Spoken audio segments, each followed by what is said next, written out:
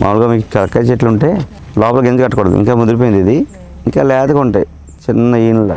అలా ఉన్నప్పుడు గింజ ఉండదు, ఇలా ఇరిస్తే ఇరిగిపోద్ది అంట. అది దంచితే రసం వస్తుంది, చాలా ఒగరుగా ఉంటుంది. ఒక 50 ml రసం ఉందనుకోండి, అంటే అరకప్పు రసం ఉందనుకోండి, ఓ 4 కప్పులు 5 కప్పులు బెల్లం వేసి పాకం పెట్టాలి. పెట్టేసి కొంచెం తులసి రసం ఒక అరకప్పు, ఈ రసం ఒక అరకప్పు, మిరియం పొడి 10 గ్రాములు కలిపేసి బెల్లం వేసి పాకం పెట్టేస్తే నిల్వ ఉంటుంది అనమాట. కాఫ్ సిరప్ మీరు ఇలా ఒక స్పూన్ వేయగానే తగ్గిపోద్ది. పిల్లలకైతే 10 చుక్కలు, ఒక్క డోసు ఇలా వేయగానే తగ్గిపోద్ది. అంత ఫాస్ట్గా ఉంటుంది. లేకపోతే కాదు, బాగా స్ట్రాంగ్గా పనిచేస్తుంది.